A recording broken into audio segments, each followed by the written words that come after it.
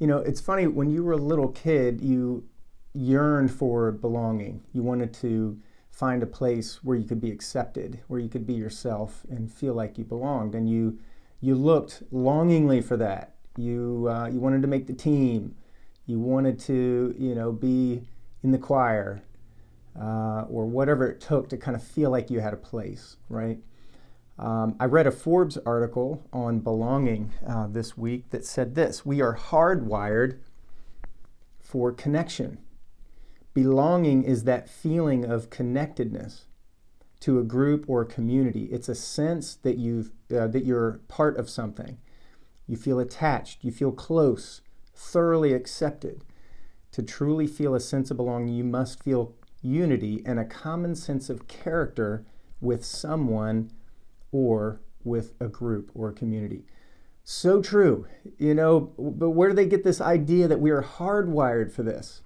It's almost as if we were designed by a designer or created by a creator. And I would say that is absolutely true. Psalm 103 says this: know that the Lord is God.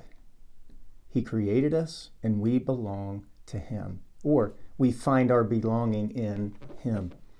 We are his, the sheep of his pasture. You may have heard this verse before, and in fact, I think I did a devotional not too long ago on it, but it bears repeating because it is such a special passage, and the truths in there are so sweet. First, you got to look at God. It doesn't matter who we are in and of ourselves. If we're designed by a designer, if we're created by a creator, then we are fashioned after him. And there are four things that it says about God in this passage. One, that the Lord is God. He's God. We're not God. He calls the shots.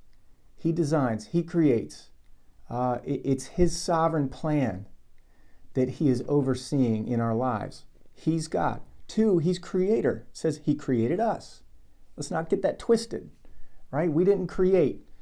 We don't create. Even as creative as we can be, we never create. We never make something out of nothing. And that's what God can do, only God. So he's God, he's creator, he's owner. We belong to him. And that's not so much a power thing for God. I mean, God is God. He doesn't need to flex his muscles or prove that he's God. He's God. And we belong to him. That's how he made it to be. He created us. And so we are made on purpose, for a purpose.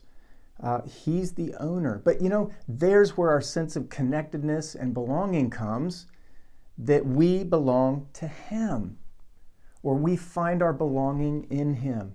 So if you resist God, you're actually resisting yourself ultimately, because you were created to belong to him.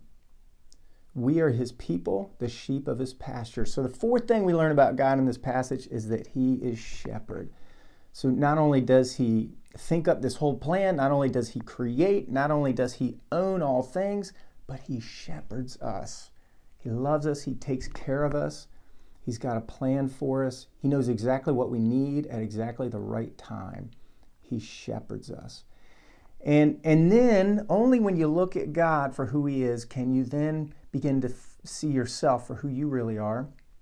And we begin to see this, somebody once said that there in this passage we learn that the Lord is God, which means that he is unapproachably high. So he is God. We are not. We're created. He's the creator. He's perfect in holiness. We are imperfect and quite unrighteous in our own efforts. So he's unapproachably high. But it doesn't stop there. This commentator also says, but we read also that we are his. And this tells us that he is intimately nigh. So he's unapproachably high, but then he is intimately or closely nigh or near. And that is the uniqueness of Christianity.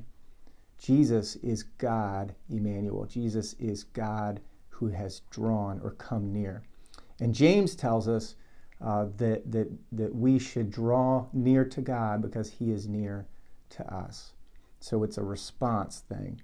And I'll tell you this: a message to whatever Christians are listening. A sense of belonging is something that everybody is looking for.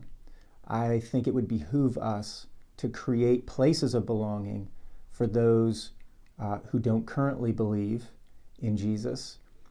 If they come into our churches or into our homes and feel a sense of acceptance and belonging, don't you think they'll be more open to listen to the good news of Jesus Christ? Yes, they would. So I hope you're encouraged. Yes, you were created for belonging, and it is in Jesus Christ that you find it. He's the God, creator, owner, and shepherd of your life. Be encouraged.